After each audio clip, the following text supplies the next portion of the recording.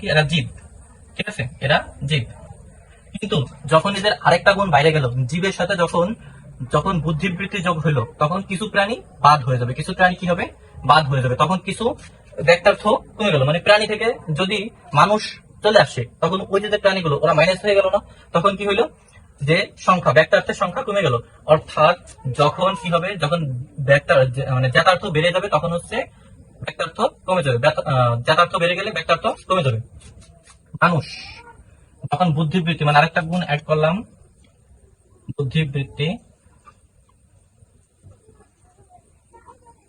বুদ্ধি, ঠিক আছে, তখন কি থাকলো, শুধু মানুষ। এখন এর ভিতরে যদি আপনি আবার ভাগ করেন, এই মানুষের ভিতরে যদি আবার ভাগ করেন, এটা কি সবাই সব মানুষ? না, মানুষ মানেই সে জীব, ঠিক আছে, মানুষ মানেই সে তার বুদ্ধি আছে। কিন্তু এই মানুষের ভিতর থেকে যদি আমি এই এখানে আরেকটা ভাগ করি, ঠিক আছে, আরেকটা ভাগ করি কি, শততা, শততা, তখন এই যে আরো কমে আসলো, এটা ছিল প্রাণী, এটা ছিল মানুষ, এটা হচ্ছে কি সৎ মানুষ, ঠিক আছে, মানে জাতার্থ আরো কমে আসে, 700 কোটির ভিতরে এখন চলে আসে কত, মনে করেন 300 কোটিতে, ঠিক আছে, মানে সৎ মানুষের সংখ্যা যায় আরো কমে গেল। এরকম ব্যক্তার্থ মানে জাতার্থ মানে গুণ যত আসতে থাকবে, সংখ্যা তত কমতে থাকবে। মনে করেন বাংলাদেশে মানুষ আছে কত, 18 কোটি। যদি বলি এই ইসের সাথে আমি যদি জীববৃত্তি আর বুদ্ধিবৃত্তির সাথে যদি আরেকটা গুণ অ্যাড করি, যে বিসিএস, ঠিক আছে, বিসিএস ক্যাডার আছে কতজন, বিসিএস ক্যাডার সার্টিফিকেট ধারী, তাহলে মানুষ চলে আসলো কত, 30-40 হাজারে। তো এইভাবে গুণ যত বাড়বে তত হচ্ছে কি করবে, ব্যক্তার্থ কমতে থাকবে। এখন আমাদের মেইন যে বিষয়টা আমাদের বুঝতে সবচেয়ে কঠিন হয়, কিন্তু সবচেয়ে বেশি ইন্টারেস্টিং, সবচেয়ে বেশি সহজ যে টপিকটা আছে, সেটা হচ্ছে যুক্তি বাক্যের শ্রেণী বিভাগ।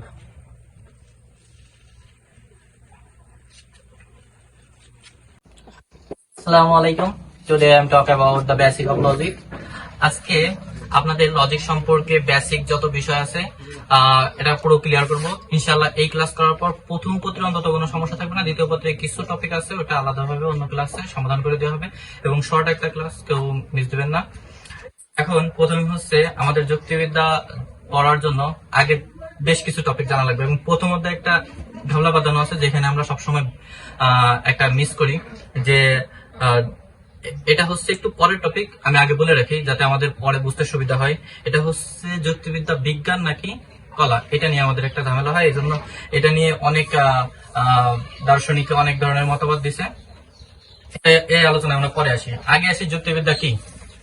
কিন্তু যুক্তিবিদ্যা কি, এখানে আসার আগে আমাদের আগে দেখতে হবে যুক্তি কি, আর যুক্তি কি এটা জানার আগে আমাদের চলে যেতে হবে চিন্তা কি, কারণ চিন্তা থেকে যুক্তি আসছে, যুক্তি থেকে যুক্তিবিদ্যা। এখন চিন্তা কি, চিন্তা হচ্ছে মানুষের মানসিক যে প্রক্রিয়া। মনে করেন আপনি কোথাও ধোঁয়া উঠতে দেখতেছেন, এটা দেখে আপনি চিন্তা করলেন ওইখানে হয়তো বা আগুন লাগছে, বা কোথাও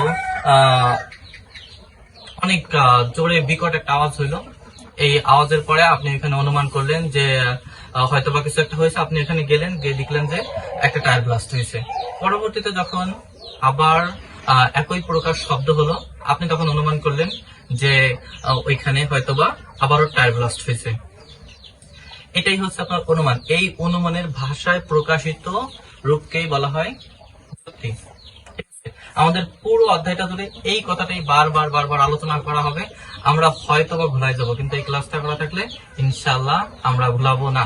তো হচ্ছে অনুমান কি, যুক্তি কি, আমাদের ক্লিয়ার। এখন হচ্ছে যুক্তিবিদ্যা কি।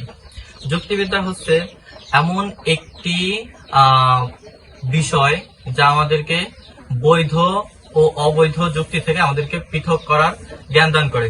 আমি একটা সুন্দর ভাষায় বলি, এটি এমন একটি বিদ্যা যা আমাদের বৈধ ও অবৈধ যুক্তির পার্থক্য করার নিয়মাবলী শেখায়।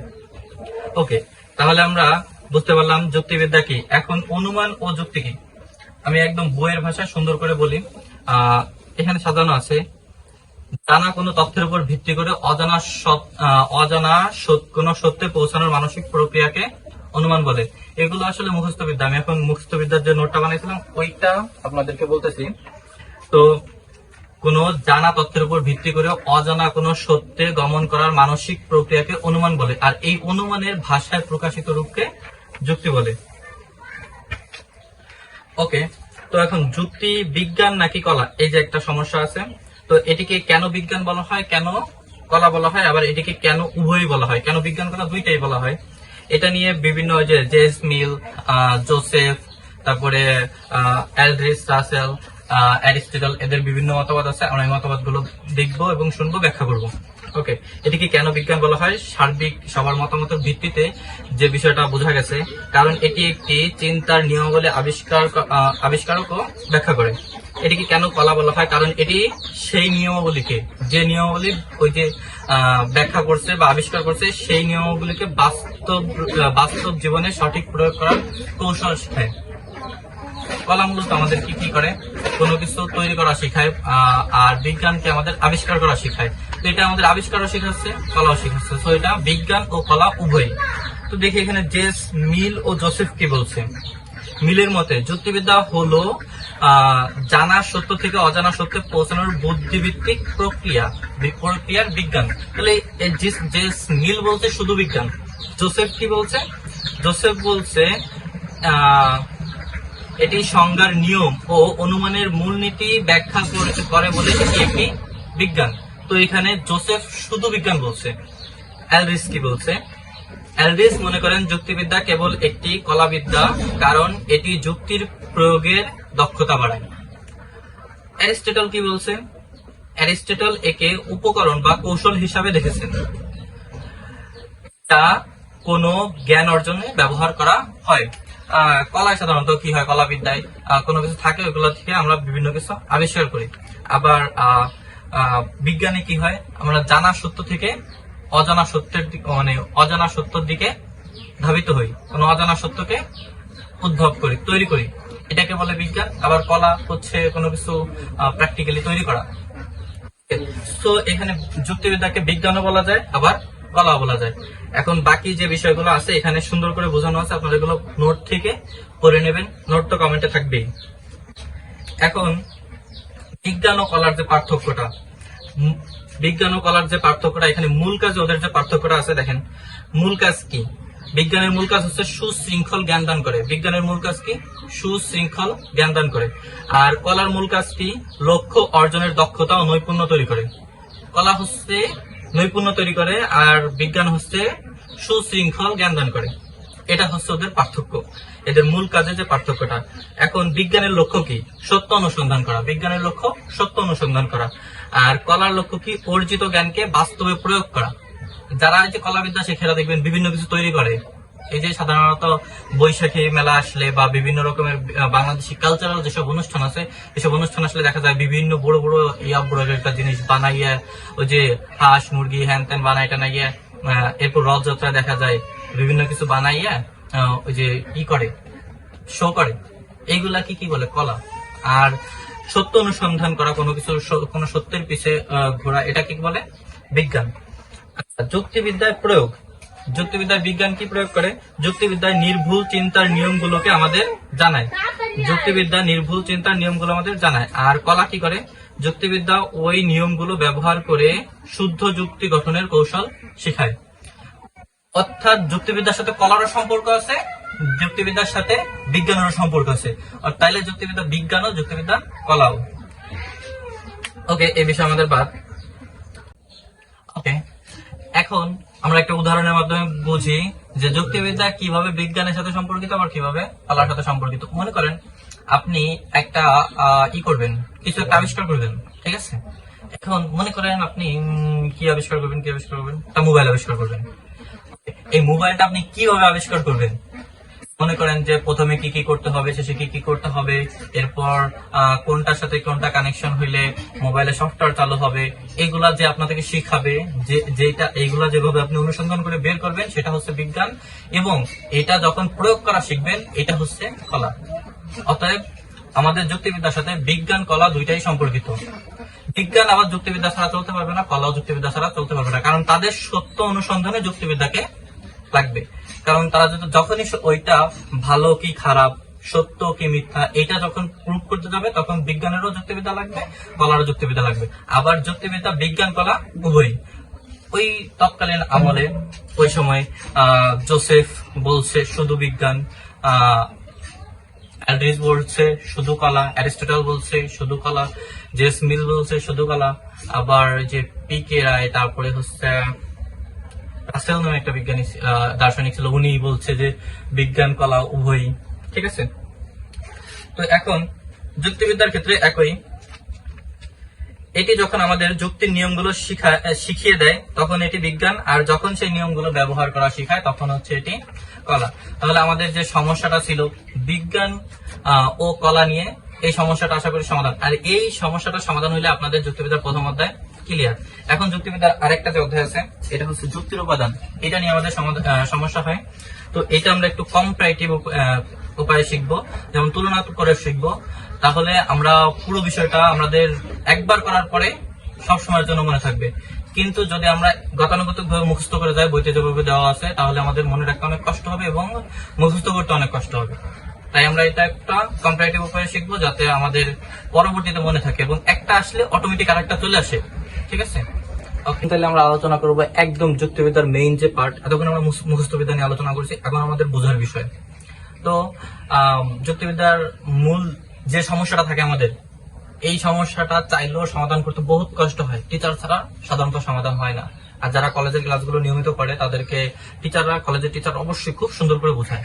তো যারা কলেজের ক্লাসগুলো নিয়মিত করে, আমি যে কলেজে পড়ছি সেই কলেজের কথা বলতে পারি, আমি গোপালগঞ্জ সরকারি কলেজ, ওই কলেজের একটা টিচার এবং একটা ম্যাডামের ক্লাস আমি করছি। ওরা এত সুন্দর করে যুক্তিবিদ্যার ক্লাসগুলো বুঝাইছে, জাস্ট আনবিলিভেবল। মানে ক্লাসে আমি মনে অন্য কোনো ক্লাসে কখনো আমার প্রাইমারি স্কুল থেকে আমার হাই স্কুল পর্যন্ত, হাই স্কুল কলেজ, আমি কোথাও এত মনোযোগ দিয়ে ক্লাস করিনি। ওনাদের ক্লাসগুলো এত মনোযোগ দিয়ে করছি। এরপরে আবার আমার যে সাবজেক্ট ছিল সে সংস্কৃতি ক্লাসটা আমার খুব মনোযোগ দিয়ে করা, কারণ কলেজের টিচার এত সুন্দর ক্লাস নিয়েছে, আমি দেখে জাস্ট বিশ্বাস করতে পারিনি যে কলেজ এত সুন্দর ক্লাস নয়।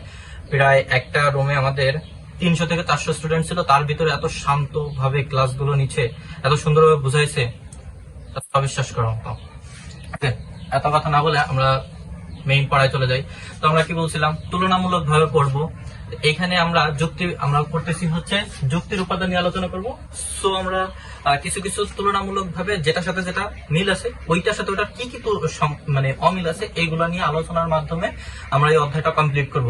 কম্পারেটিভ সেন্সে আলোচনা করার আগে আমরা দেখি কি কি উপাদান আমাদের আসে, আমরা এক একটা করতে করতে যাবো এবং তারপরে তুলনামূলক আমরা আলোচনা করবো টেবিল আকারে। প্রথমে এই যে একটা দেখতে পাচ্ছেন, কি এটা হচ্ছে কি যুক্তি। এটা কি যুক্তি। এই যুক্তিটা কিভাবে গঠন করা হয়েছে? এই যুক্তিটা এই যে একটা পার্ট, এই যে একটা পার্ট, এই যে একটা পার্ট, এই যে একটা পার্ট, এই যে একটা পার্ট, এইভাবে কতগুলো পার্ট নিয়ে গঠন করা হয়েছে। সেখানে পার্ট বেশি, এই সেন্টেন্স গুলো কম বেশি হইতেই পারে। অবরোহ অনুমানে আমাদের সাধারণত একটা দুই লাইনে যুক্তি থাকে। আরোহ অনুমানে আমাদের অনেকগুলো থাকে, অনেক সময় 3টা, অনেক সময় 4টা, অনেক সময় 5টা। ঠিক আছে, বা তারও বেশি থাকতে পারে। তো এখন এই যুক্তিটা কিভাবে গঠন করা হয়? যুক্তিটা গঠন করা হয় একাধিক যুক্তিবাক্য নিয়ে। এইখানে যুক্তি বাক্যগুলো কিভাবে গঠন করা হয়? এই একটা যুক্তিবাক্য, এই যুক্তিবাক্যটা কিভাবে গঠন করা হয়েছে? যুক্তিবাক্যটা দেখেন 3টা শব্দ নিয়ে গঠন করা হয়েছে। কয়টা? 3টা শব্দ হচ্ছে 3টা শব্দ। কিন্তু সমস্যা হচ্ছে কি, শব্দ 3টা হইলো, এখানে পদ মাত্র 2টা। শব্দ 3টা হইলো, পদ মাত্র 2টা পদ। কি হলো বিষয়টা? শব্দ 3টা, পদ 2টা কেন? আমরা সাধারণত ইংলিশে কি পড়ছি, প্রতিটা শব্দই কোনো না কোনো parts of speech. Parts of স্পিচই তো পদ। তো প্রতিটা শব্দই যদি কোনো না কোনো পার্টস অফ স্পিচ হয়, তাহলে এখানে কোন 2টা পদ আর কোন 2টা শব্দ? ওই শব্দটা কেন পদ নয়? ঠিক আছে, কেন পদ নয় কোশ্চেনটা আমাদের আসবে না। আসবে পদ কাকে বলে, শব্দ কাকে বলে। ঠিক আছে, পদ আর শব্দের পার্থক্য আসতে পারে। এখন আমরা দেখি, যেটা আমাদের দরকার সেটা আমরা শিখি। এখানে পদ কি কি আর শব্দ কি কি? এখানে পদ হচ্ছে দুই প্রকারের পদ। পদ হচ্ছে একটা উদ্দেশ্য পদ,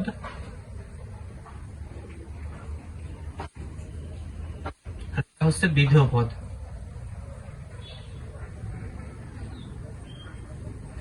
আমরা যদি এই উদ্দেশ্য পদ কাকে বলে আর বিধেয় পদ কাকে বলে, এই দুটা জানতে পারি, তাহলে আমরা বুঝে ফেলবো যে এখানে পদ কোনটা কোনটা। ঠিক আছে, তাহলে চলে দেখি উদ্দেশ্য কাকে বলে।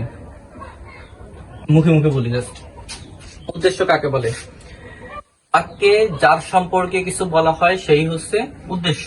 বাক্যে যার সম্পর্কে কিছু বলা হয় সেই হচ্ছে উদ্দেশ্য। আর বিধেয় কি? উদ্দেশ্য সম্পর্কে যা কিছু বলা হয় তাই হচ্ছে বিধেয়। তাহলে এখানে এই বাক্যে কার সম্পর্কে বলা হয়েছে? এই বাক্যে বলা হয়েছে রহিমের সম্পর্কে, যে রহিম হয় মরণশীল। যেহেতু এই বাক্যে রহিমের সম্পর্কে বলা হয়েছে তাই রহিম হচ্ছে এই বাক্যের উদ্দেশ্য, এবং রহিম সম্পর্কে যা কিছু বলা হয়েছে যে মরণশীল, তাহলে মরণশীল হচ্ছে কি? বিধেয়। এটা আমাদের যারা যারা আমার কাছে ইংলিশ গ্রামার করছেন বা ইংলিশ গ্রামার সেন্টেন্স ক্লাস করছেন ইউটিউবে দেওয়া আছে বা অফলাইনে যারা করছেন, তারা ম্যাক্সিমাম যদি ক্লাস খেয়াল করে থাকেন প্রত্যেকেই জানেন, বা যারা সেন্টেন্সের ক্লাসগুলো করছেন তারা জানেন যে আমি ওইখানেও করাই দিছি যে উদ্দেশ্য সম্পর্কে যা কিছু বলা হয় সব বিধেয়, আর বিধেয় মানে তার সম্পর্কে কোনো কিছু বলা হয় সে হচ্ছে উদ্দেশ্য। সেন্টেন্সকে এই দুই ভাবে ভাগ করা যায়। তাহলে বাদ থাকলো কি? বাদ থাকলো হচ্ছে এই হয়। এই হয়টা কি? হয়টা হচ্ছে সংযোজক। সংযোজক।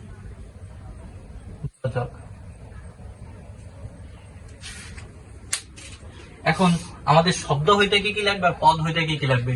শব্দ কয়েকটা অক্ষর মিলে যখন একটা ভাব প্রকাশ করে বা অর্থ প্রকাশ করে তখন তাকে শব্দ বলে। কিন্তু আমাদের পদ হওয়ার জন্য কি লাগবে? অবশ্যই যুক্তিবাক্যের উদ্দেশ্য হইতে হবে, না হলে বিধেয় হইতে হবে। যদি কোনো যুক্তিবাক্যের উদ্দেশ্য বা বিধেয় না হয় ওইটা পদ না। উদ্দেশ্য হওয়ার জন্য কি লাগবে? বাক্যে যার সম্পর্কে কিছু বলা হবে সেই উদ্দেশ্য। তাহলে উদ্দেশ্য হওয়ার জন্য এই শর্তটা পূরণ করা লাগবে। আর উদ্দেশ্য সম্পর্কে যা কিছু বলা হবে সেই বিধেয়। তাহলে বিধেয় হওয়ার জন্য এই শর্তটা পূরণ করা লাগবে। আর যদি কোনো শব্দ বাকি থাকে সেই শব্দটা হচ্ছে শুধুই শব্দ, নট পদ, জাস্ট শব্দ। ঠিক আছে? তাহলে শব্দ সাধারণত কয়টা থাকে? 3টা, কিন্তু 2টা থাকে পদ। ঠিক আছে? পদ 2টা, শব্দ 3টা।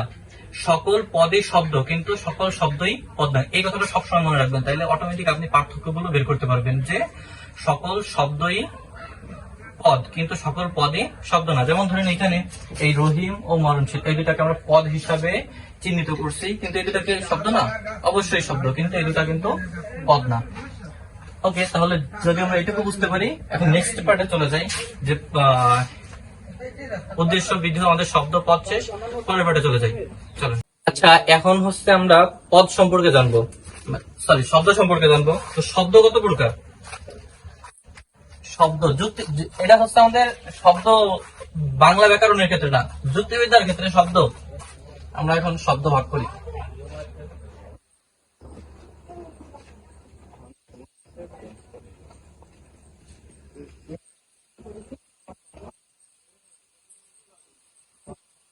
পদযোগ্য শব্দ, আরটা হচ্ছে সহপদযোগ্য শব্দ।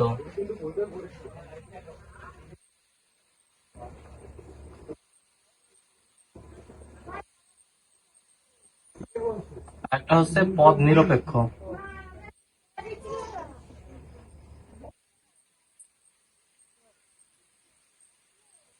দেখুন এখানে পদযোগ্য শব্দ, পদ সহপদযোগ্য শব্দ বা পদ নিরপেক্ষ শব্দ, শব্দ হচ্ছে 3 প্রকার। এখন কোনটা কাকে কি বলে এটা আমরা একটু বোঝার চেষ্টা করি।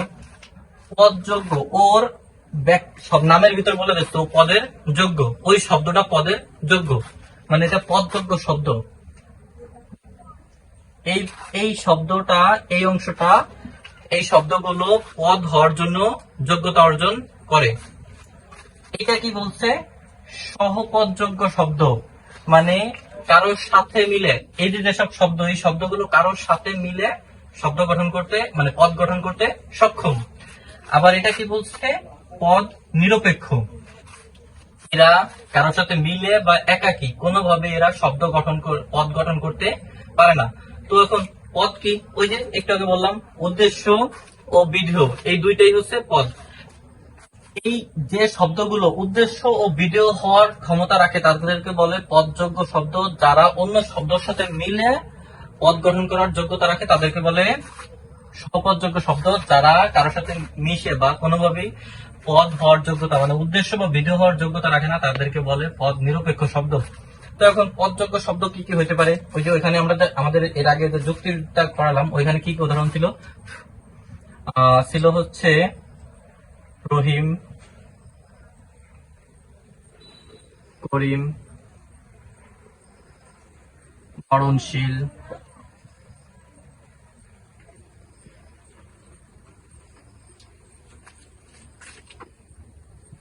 তারা,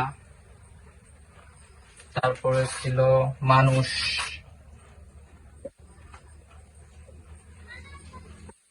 এখানে খেয়াল করেন, এই রহিম উদ্দেশ্য হিসেবে ব্যবহার করা হয়েছে, উদ্দেশ্য একটা পদ। করিম উদ্দেশ্য হিসেবে ব্যবহার করা হয়েছে, মরণশীল বিধেয় হিসেবে ব্যবহার করা হয়েছে, তারা, মানুষ এগুলো উদ্দেশ্য হিসাবে ব্যবহার করা হয়েছে। অর্থাৎ যে শব্দগুলো উদ্দেশ্য বা বিধেয় হিসাবে ব্যবহার করা সম্ভব সেইটাই হচ্ছে পদযোগ্য শব্দ। ওকে, তাহলে আমাদের এক প্রকার গেল। এখন সহপদযোগ্য শব্দ কি কি? এগুলা হচ্ছে টি, টা,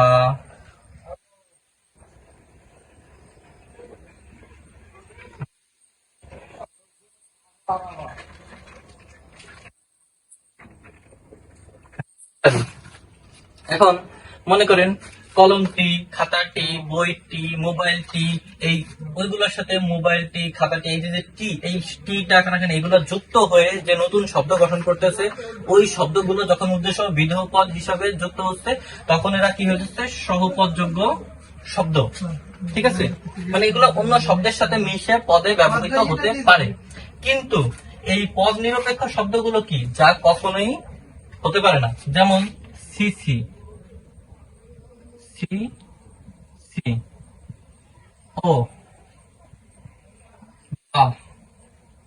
এই যে শব্দগুলো, এই শব্দগুলো কখনোই উদ্দেশ্য বা বিধেয় কোনো কিছু হিসাবে ব্যবহৃত হতে পারে না। তাই এরা কি? পদ নিরপেক্ষ, মানে পদের যোগ্য না, পদ অযোগ্য। ঠিক আছে, তাহলে আমরা শব্দ পেলাম কত প্রকার? 1, 2, 3, 3 প্রকার। কি কি? পদযোগ্য, সহপদযোগ্য, পদ নিরপেক্ষ।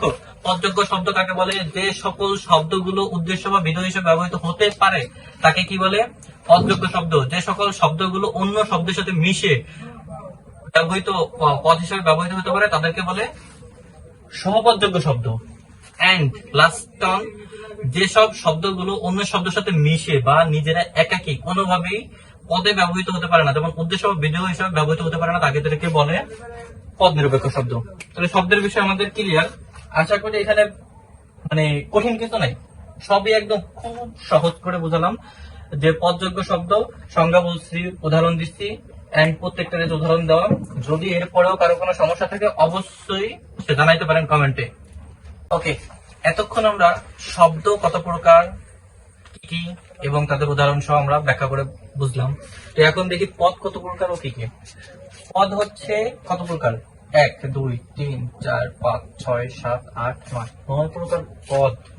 ওকে, আমরা এখানে কম্পারেটিভ ভাবে কি কি দেখতে পারি? সরল পদ ও যৌগিক পদ। ঠিক আছে, যে পদগুলো একটি শব্দ দ্বারা গঠন করা হয় তাকে বলে সরল পদ।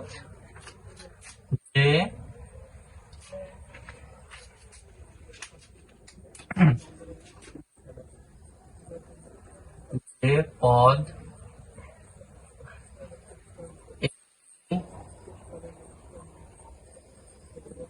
শব্দ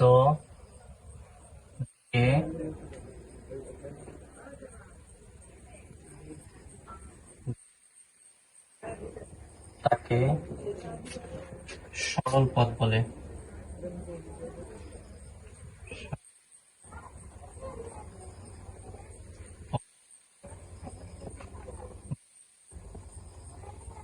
যেমন ধরেন এটা হইতে পারে কি? কলম।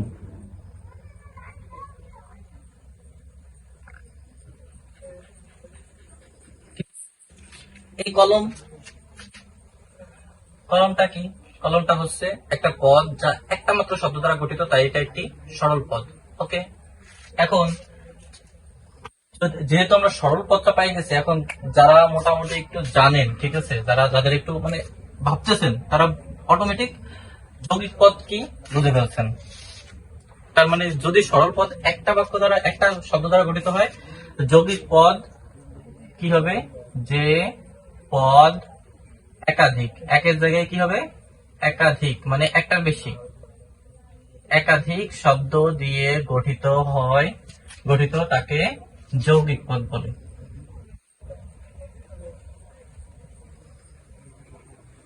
যৌগিক পদ বলে। যেমন কি হতে পারে? লাল কলম, লাল। তো এখানে জাস্ট খেয়াল করেন যে সরল পদ আর যৌগিক পদের ভিতর পার্থক্য কি। যে পদ একটা শব্দ দ্বারা গঠিত তাকে সরল পদ বলে, এবং যে পদ একাধিক শব্দ দ্বারা গঠিত তাদেরকে কি বলে? যৌগিক পদ বলে। এখন আমরা এই যে বিশিষ্ট আর সাধারণ এটার ভিতরে পার্থক্য বুঝবো। বিশিষ্ট কি? নির্দিষ্ট কোনো ব্যক্তি বা বস্তু।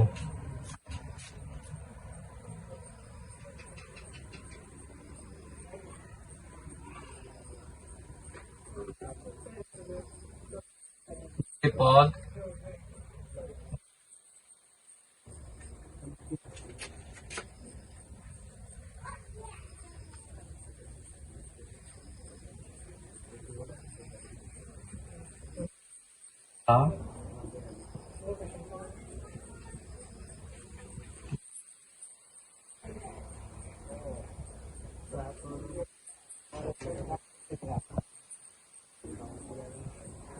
তাকে কি বলে? বিশিষ্ট পদ। ঠিক আছে, বিশিষ্ট পদ।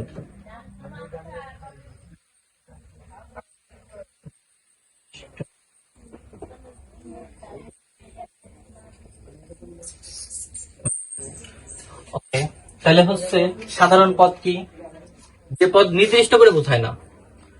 এটা কি করে? নির্দিষ্ট করে বোঝায়, তাই এটা বিশিষ্ট পদ। তাহলে বিশিষ্ট পদ কি হইতে পারে? বিশিষ্ট পদ হইতে পারে যেমন রহিম, করিম, এই যে আগে যে উদাহরণগুলো দিছিলাম। তো এইখানে যদি আমরা বিশিষ্ট করে না বোঝাই তাহলে কি হয়? এখানে ওইখানে একটা এই যে এই সাধারণ পদ ছিল, ওই যে যুক্তিটা দিছিলাম, ওই যুক্তিটা একটা সাধারণ পদ ছিল, সেটা হচ্ছে মানুষ। মানুষ যখন মানুষ বলা হয় তখন কি কাউকে বিশিষ্ট করে বোঝানো হয়?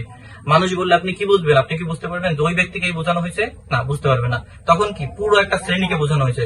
যখন এভাবে শ্রেণীগত ভাবে বোঝানো হবে তখন হচ্ছে সাধারণ পদ, মানে একদম কমনলি, কমন মানে তো সাধারণ আমরা জানি, কমনলি সবাইকে বোঝানো হবে।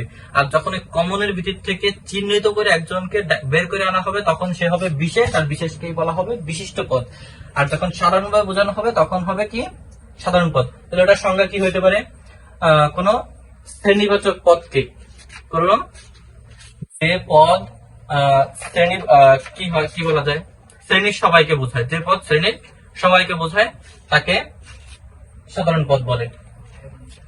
এরপরে কি আছে? এরপরে আছে আমাদের সমষ্টিবাচক পদ। আচ্ছা, সমষ্টিবাচক পদ কি? সমষ্টিবাচক পদ পদ এটা আমি লিখি নেই, বাট আপনারা লিখে নেবেন। পদ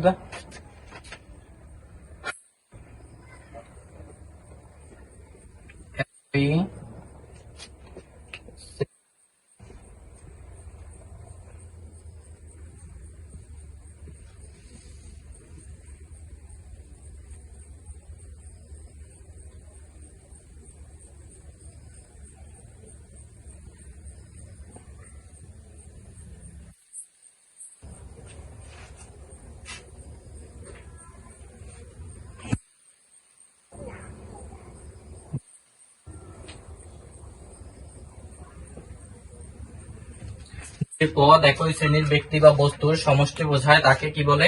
সমষ্টিবাচক পদ। যেমন ধরেন ক্লাস 9 সবাই কি করে? ক্লাস 9 পড়ে, এরা সবাই এক শ্রেণীর। ঠিক আছে। এরপরে আবার যদি ধরেন সেনাবাহিনী কি? সবাই একই শেড, এক ফর্মের। ঠিক আছে। তো এদেরকে কি বলে? যখন এই যে এরকম কোন সমষ্টিবাচক পদ দলগত ভাবে যখন কাউকে বোঝানো হবে তখন হবে কি? সমষ্টিবাচক পদ। আর অসমষ্টিবাচক কি? পৃথক, মানে আলাদা আলাদা ব্যক্তি বা বস্তুকে যখন বোঝানো হবে। ঠিক আছে। আচ্ছা, এরপরে আমাদের কি আছে? সদর্থক, নয়ার্থক। এটা আমি যদি একটু একদম বাংলা গ্রামারের ভাষায় সহজ করে বলি তখন তাহলে হচ্ছে কি একদম সহজভাবে বোঝা যায় যে সদর্থক হচ্ছে অস্তিবাচক বা ইতিবাচক, আর নয়ার্থক হচ্ছে নেতিবাচক। মানে যেটা গুণের গুণ আছে এমন বোঝাবে, গুণের অভাব বোঝাবে না। ঠিক আছে, গুণের উপস্থিতি বোঝাবে তখন হচ্ছে সদর্থক, আর যখন হচ্ছে গুণের অভাব বোঝাবে তখন হচ্ছে নয়ার্থক। যেমন আমি যদি বলি মানুষের কি গুণ আছে তাই তাকে মানুষ বলতেছি, মানুষের তার ভিতর মানুষের সব গুণ আছে তাই তাকে মানুষ বলা হচ্ছে, ঠিক আছে। যদি বলি অমানুষ, অমানুষ কি হয়ে যাবে? নর্থক, কারণ তার ভিতর গুণের অভাব আছে, তাই তাকে অমানুষ বলা হয়েছে। তো এইখানে বিষয়টা হচ্ছে সেরকম যে যদি গুণের উপস্থিতি থাকে বা ইতিবাচক থাকে বা হ্যাঁ বোধক থাকে তখন হচ্ছে সদর্থক, আর যদি না বোধক থাকে তখন হচ্ছে নর্থক। আরেকটা আছে কি ব্যাহর্থক। ব্যাহর্থক হচ্ছে থাকার কথা কিন্তু নেই, যদি এমন বোঝায় তখন হচ্ছে কি হবে? এই ব্যাহর্থক। যেমন ধরেন মানুষের একদম মৌলিক গুণ যদি না থাকে তখন তাকে অমানুষ বলা হবে, ঠিক আছে। যদি একদম মৌলিক গুণ না থাকে, কিন্তু এমন কিছু গুণ যা থাকার কথা কিন্তু নেই, চোখ না থাকলে কি তাকে অমানুষ বলা হবে? হবে না। যেমন ধরেন কেউ যদি অন্ধ হয়, বোবা হয় বা অন্য কোনো শারীরিক প্রতিবন্ধী হয়, তাকে কি বলা হবে? ব্যাহর্থক। ওকে, আশা করি আমরা সবাই পদ বুঝতে পারছি। আর পদ আমাদের মূলত লাগবে হচ্ছে এই যে সরল পদ, যৌগিক পদ, বিশিষ্ট, সাধারণ আর সদর্থক, নর্থক। এই 3-4টা পদে আমাদের লাগবে, এছাড়া বাকিগুলো আমাদের তেমন একটা লাগবে না। এখন হচ্ছে আমরা ব্যক্তার্থ এবং যথার্থ সম্পর্কে জানবো, যা যুক্তিবিদ্যার সবচেয়ে গুরুত্বপূর্ণ একটা বিষয়ের ভিতর একটি। এখন আমাদের আলোচনার বিষয় হচ্ছে ব্যক্তার্থ আর যথার্থ। বই আশা করি সবাইকে একটু পড়ছেন। ব্যক্তার্থ আর যথার্থ যারা বই পড়ে বোঝেন নাই বা যারা বই পড়েন নাই তারা সবাই খেয়াল করেন। প্রত্যেকটা পদের এই দুইটা গুণ অবশ্যই আছে। প্রত্যেকটা পদের কি আছে? এই দুইটা গুণ অবশ্যই আছে, ঠিক আছে। এটা হচ্ছে কি ব্যক্তার্থ। ব্যক্তার্থ কি? কোন পদের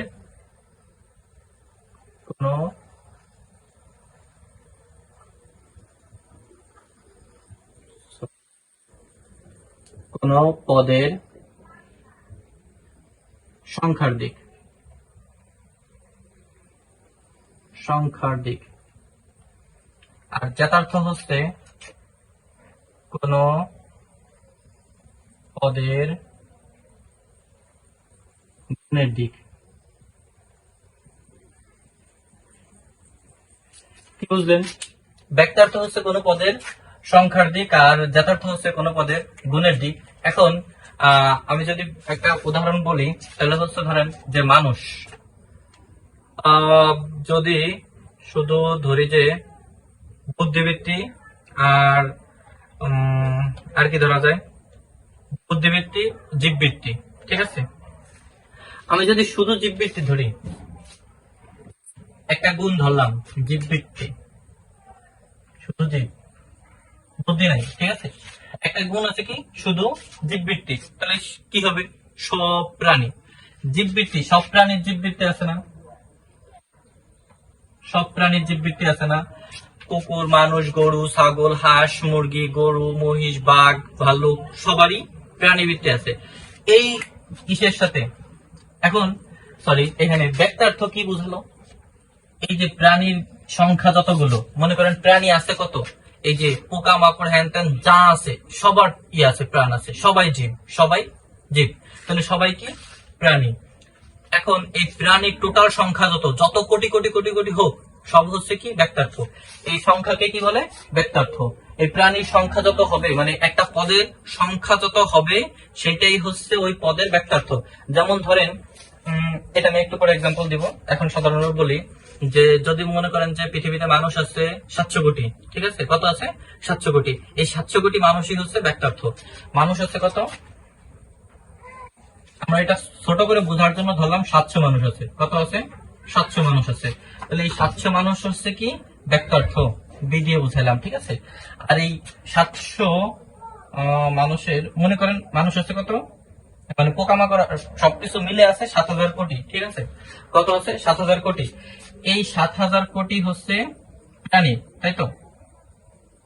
প্রাণী, এদের সবার একটা কমন গুণ আছে। গুণটা কি? জীববৃত্তি। যখন এদেরকে যাদের শুধু জীববৃত্তি আছে তারা হচ্ছে কত? 7000, আর তাদের কমন নাম কি? প্রাণী, ঠিক আছে। এখন যদি এখানে জীববৃত্তির সাথে বুদ্ধি লাগাই, আর একটা গুণ বাড়াই দিই যে বুদ্ধি, তখন কি থাকবে? এই দুইটা মিলে যখন একটা হবে তখন শুধু মানুষ। একটা বিষয় খেয়াল করেন যে প্রাণীর, সব প্রাণীর কি বুদ্ধি আছে? সব প্রাণীর জীববৃত্তি আছে। ওই সব প্রাণী মিলে হলো 7000 কোটি। কিন্তু যখনই ওইখানে আপনি বুদ্ধিবৃত্তি মানে আরেকটা গুণ বাড়াই দেবেন। গুণ কি? গুণকে কি বলে? গুণ হচ্ছে জাতার্থ। কোন পদের গুণকে বলে জাতার্থ। এই যে একটা জাতার্থ ছিল, ছিল কত? 7,000 কোটি। আরেকটা জাতার্থ চলে আসলো, তখন হচ্ছে কমে যায় কয়টা হইলো? 700 কোটি। মানে শুধু মানুষে চলে আসলো। এই প্রাণী এখন কি হয়ে গেল? শুধু মানুষ হয়ে গেল। শুধু মানুষ। এর ভিতরে এখন যখন প্রাণী ছিল তখন বাঘ, মহিষ, ঘোড়া, ছাগল, কুমির টুমি সব ছিল। এখন কি আছে? শুধু মানুষ। মানুষের সংখ্যা কত? 700 কোটি। ঠিক আছে। কারণ কি? এখানে দুইটা গুণ বাড়ছে। জাতার্থ যখন বাইরে গেছে, ব্যক্তার্থের সংখ্যা তখন কমে গেছে। এই যে হচ্ছে ব্যপ্ত আর অব্যপ্তর ভিতরে যে বিষয়টা থাকে আমাদের এখানে, যখন একটা সকেট পিরামিডের মাধ্যমে বোঝাই, ব্যক্তার্থ যথার্থ মুছে ফেলতেছে। এখানে ব্যক্তার্থ হচ্ছে কোন পদের সংখ্যার দিক, কোন পদ কতটি আছে এটাই হচ্ছে ব্যক্তার্থ। আর কোন পদে কতটি গুণ আছে, ঠিক আছে, ওই গুণগুলোই হচ্ছে জাতার্থ। কোন পদের গুণ হচ্ছে জাতার্থ আর কোন পদের সংখ্যা হচ্ছে ব্যক্তার্থ। তো মনে করেন এই যে এগুলো সব হচ্ছে কি? প্রাণী। ঠিক আছে, প্রাণী। এদের মনে করেন সবার একটা কমন গুণ কি? এই যে রেড সার্কেল দিয়ে কি কি মার্ক করা হয়েছে? প্রাণী। এদের সবার কমন গুণ কি? এরা জীব। ঠিক আছে, এরা জীব। কিন্তু যখন এদের আরেকটা গুণ বাইরে গেল, জীবের সাথে যখন যখন বুদ্ধিবৃত্তি যোগ হইলো, তখন কিছু প্রাণী বাদ হয়ে যাবে। কিছু প্রাণী কি হবে? বাদ হয়ে যাবে। তখন কিছু ব্যক্তার্থ কমে গেল। মানে প্রাণী থেকে যদি মানুষ চলে আসে, তখন ওই যে প্রাণীগুলো ওরা মাইনাস হয়ে গেল না? তখন কি হইলো? যে সংখ্যা, ব্যক্তার্থের সংখ্যা কমে গেল। অর্থাৎ যখন কি হবে? যখন মানে জাতার্থ বেড়ে যাবে তখন হচ্ছে ব্যক্তার্থ কমে যাবে। জাতার্থ বেড়ে গেলে ব্যক্তার্থ কমে যাবে। মানুষ যখন বুদ্ধিবৃত্তি মানে আরেকটা গুণ অ্যাড করলাম, বুদ্ধিবৃত্তি,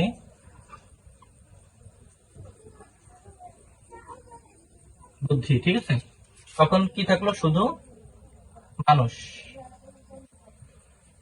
এখন এর ভিতরে যদি আপনি আবার ভাগ করেন, এই মানুষের ভিতরে যদি আবার ভাগ করেন, এটা কি সবাই সৎ মানুষ? না। মানুষ মানেই সে জীব। ঠিক আছে, মানুষ মানেই সে তার বুদ্ধি আছে। কিন্তু এই মানুষের ভিতর থেকে যদি আমি এই এখানে আরেকটা ভাগ করি, ঠিক আছে, আরেকটা ভাগ করি কি? সততা। সততা। তখন এই যে আরো কমে আসলো। এটা ছিল প্রাণী, এটা ছিল মানুষ, এটা হচ্ছে কি? সৎ মানুষ। ঠিক আছে, মানে যথার্থ আরো কমে আসে। 700 কোটির ভিতরে এখন চলে আসে কত? মনে করেন 300 কোটিতে। ঠিক আছে, মানে সৎ মানুষের সংখ্যা যে আরো কমে গেল। এরকম ব্যক্তার্থ মানে জাতার্থ মানে গুণ যত আসতে থাকবে, সংখ্যা তত কমতে থাকবে। মনে করেন বাংলাদেশে মানুষ আছে কত? 18 কোটি। যদি বলি এই ইসের সাথে, আমি যদি জীববৃত্তি আর বুদ্ধিবৃত্তির সাথে যদি আরেকটা গুণ অ্যাড করি যে বিসিএস, ঠিক আছে, বিসিএস ক্যাডার আছে কতজন? বিসিএস ক্যাডার সার্টিফিকেট ধারী, তাহলে মানুষ চলে আসলো কত? 30-40 হাজারে। তো এইভাবে গুণ যত বাড়বে তত হচ্ছে কি করবে? ব্যক্তার্থ কমতে থাকবে। এখন আমাদের মেইন যে বিষয়টা আমাদের বুঝতে সবচেয়ে কঠিন হয় কিন্তু সবচেয়ে বেশি ইন্টারেস্টিং, সবচেয়ে বেশি সহজ যে টপিকটা আছে সেটা হচ্ছে যুক্তি বাক্যের শ্রেণী বিভাগ।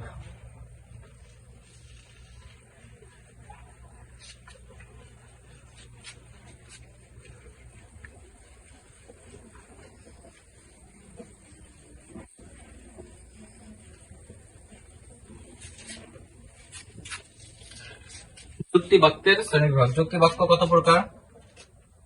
এ, ই, আই, ও, 4 প্রকার। এখন এ কি? এ হচ্ছে সার্বিক, সার্বিক শব্দার্থ। ই হচ্ছে কি? সার্বিক অর্থক। আই হচ্ছে কি? বিশেষ শব্দার্থক। ও হচ্ছে কি? বিশেষ নার্থক।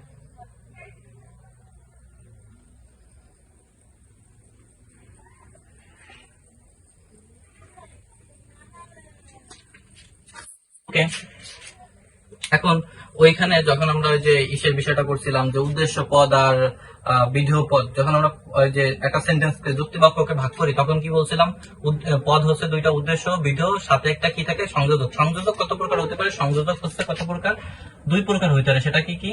ইতিবাচক, ইতিবাচক, নেতিবাচক।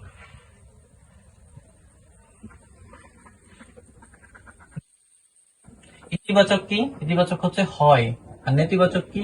নয়। দেখেন, ইতিবাচক যদি বলি মানুষ হয় মরণশীল, আর নেতিবাচক যদি বলি মানুষ নয় অমরণশীল।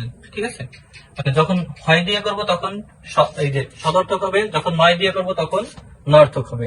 কিন্তু আমাদের ইসে পরীক্ষায় বা সিকিউ সৃজনশীল কোশ্চেনে কি আসবে, যে এ দেওয়া থাকবে, এর আই করো, ও করো, ইউ মানে ই করো, এইভাবে চেঞ্জ করতে হবে। তো আমরা দেখি কতটা চেঞ্জ করতে পারি। একটা উদাহরণ লিখি। সংযোজক কত প্রকার? দুই প্রকার, একটা হচ্ছে ইতিবাচক, একটা হচ্ছে নেতিবাচক। ইতিবাচক হচ্ছে হয়, নেতিবাচক হচ্ছে নয়। সকল মানুষ হয় মরণশীল। একটা উদাহরণ দিয়ে সব কাজ করে দিচ্ছি। সকল মানুষ হয় মরণ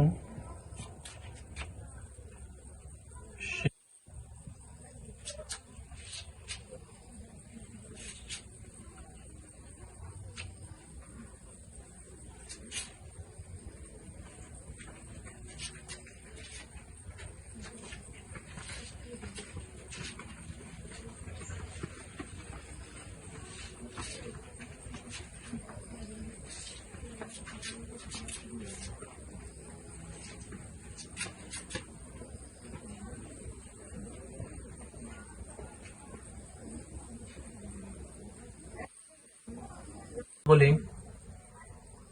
সকল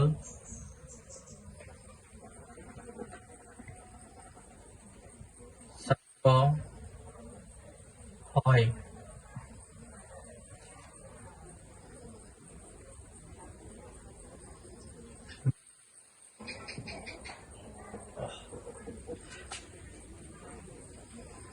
সকল ছাত্র হয় মেধাবী।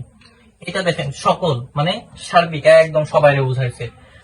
হয় মানে সদর্থক বুঝাইছে। ঠিক আছে, ওই যে আমরা কি বলছিলাম, যদি ইতিবাচক হয় মানে হয় যদি থাকে তাহলে হচ্ছে সদর্থক, যদি নয় থাকে তাহলে হচ্ছে নর্থক।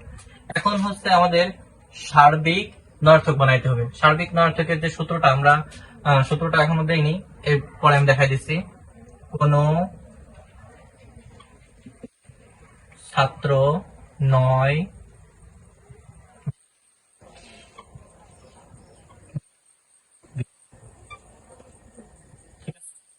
এখন আপনারা যদি অর্থ চেঞ্জ না করতে চান তাহলে মেধাবীরে চেঞ্জ করে দিতে পারেন। ঠিক আছে, মেধাবীর বিপরীত শব্দ লিখলে এখানে অর্থ মানে অপরিবর্তিত থেকে যাবে। তো আমি যেহেতু শুধু রূপান্তর করতেছি, সেহেতু আমি যা ছিল মেধাবী ছিল মেধাবী রেখে দিচ্ছি। এখানে কি ছিল আমাদের? সার্বিক নর্থক অর্থাৎ সদর্থক, অর্থাৎ এ ছিল। এ বাক্য কি ছিল? সকল ছাত্র হয় মেধাবী। এখন আমাদের করতে বলছে কি, ই বানাইতে বলছে। ই বানাবো কিভাবে? ই বানানোর জন্য আমরা এই কোন ইউজ করব প্লাস নয় ইউজ করব। শুধু এই সকল উঠাই দিয়ে কোন বসাবো, হয় উঠাই দিয়ে নয় বসাবো। দেখেন, কোন ছাত্র নয়, কোন মানে সদর্থক। ঠিক আছে, সার্বিক, সার্বিক থাকলো, এরপরে নয় দিয়ে নর্থক বানাই দিলাম, অর্থাৎ ই হয়ে গেল, সার্বিক নর্থক বাক্য হয়ে গেল। এখন যদি আমার ইয়ে বানাইতে হয়, বিশেষ সদর্থক, মানে একদম বিশেষ, অল্প কিছু নিয়ে, মানে অনেকের ভিতর থেকে কিছু নিয়ে, তাহলে কি হবে? কিছু কিছু ছাত্র হয়, এই যে এটা সদর্থক আই, কিছু ছাত্র হয় মেধাবী। এরপরে কি আছে? ও বিশেষ, কিছু পদার্থক, কিছু ছাত্র নয় মেধাবী। সরি, কিছু ছাত্র নয়। এখন এটা আমরা চেঞ্জ করব কিভাবে দেখাই।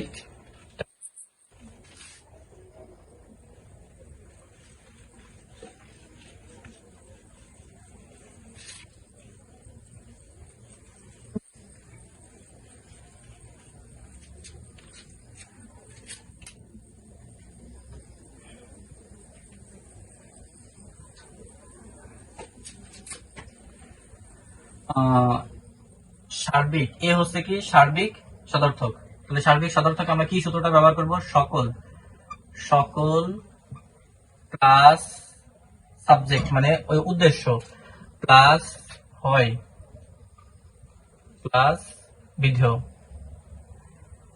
হচ্ছে, এখানে অবজেক্ট বলতে পারেন, অবজেক্ট, ঠিক আছে। এরপরে কি আছে? সার্বিক কিন্তু নয়ার্থক। তাহলে এখানে দিতে হবে হচ্ছে, লাল কলমের কাজ হচ্ছে না, কোন কোন প্লাস সাবজেক্ট প্লাস নয় প্লাস অবজেক্ট, ঠিক আছে। এটা হচ্ছে সার্বিক নয়ার্থকের সূত্র। আর আইতে কি আছে? কিছু, মানে বিশেষ সদর্থক, কিছু প্লাস সাবজেক্ট প্লাস হয় প্লাস অবজেক্ট, ঠিক আছে, মানে বিধেয়। এখানেও কিছু প্লাস সাবজেক্ট প্লাস নয় প্লাস অবজেক্ট। ওকে, এই সূত্রটা যদি আমরা অ্যাপ্লাই করতে পারি তাহলে আমরা ইনশাআল্লাহ রূপান্তর পারবো।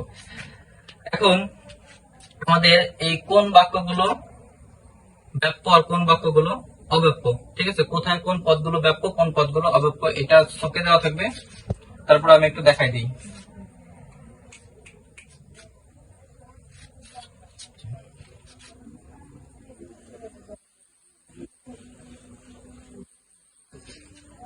কতক্ষণ চলতে পারে? 5 মিনিট।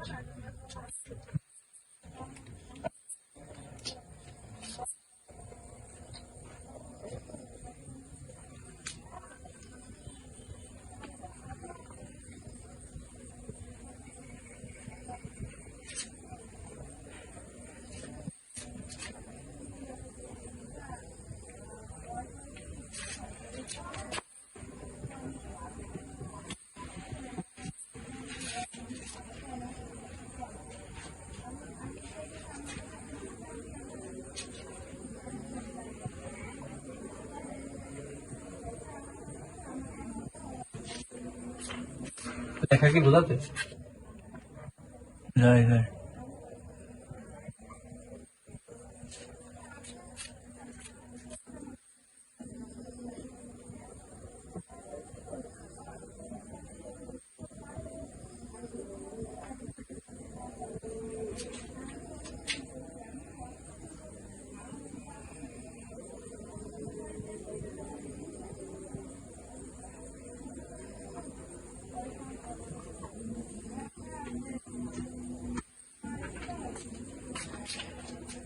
এই যে সার্বিক সদর্থক যুক্তি বাক্যে উদ্দেশ্য পদ হচ্ছে ব্যাপ্য আর বিধেয় পদ হচ্ছে অব্যাপ্য।